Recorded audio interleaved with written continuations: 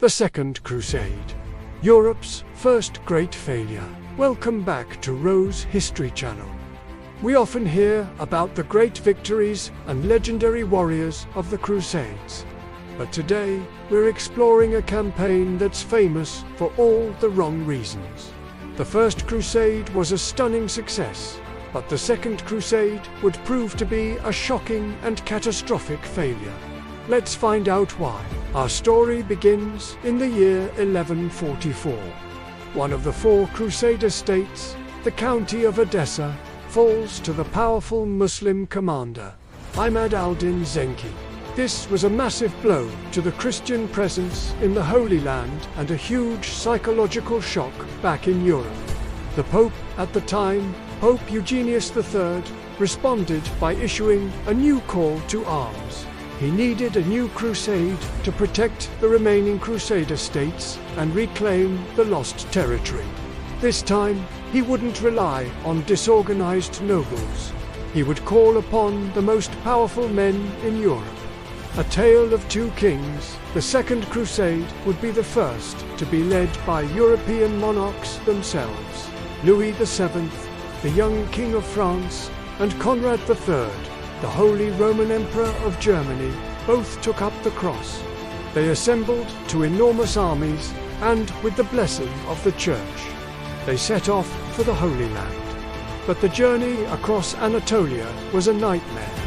The German army, led by Conrad III, was poorly supplied and constantly harassed by the Seljuk Turks. They were eventually ambushed and nearly wiped out. Conrad and the few survivors had to retreat, demoralized and defeated. The French army fared only slightly better. They too faced constant attacks, disease, and starvation.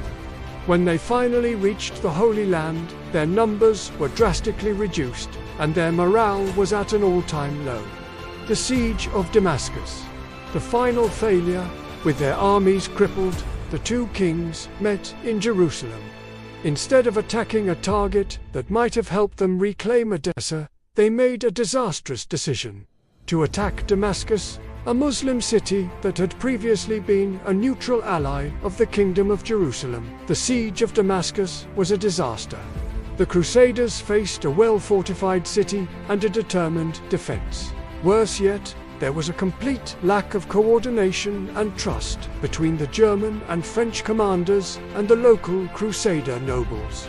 After just 4 days, with the arrival of reinforcements from Nur al-Din, the Crusaders abandoned the siege and retreated in disgrace. A failure with lasting consequences. The Second Crusade was an abject failure. It achieved none of its goals and left a profound impact on the Crusades as a whole.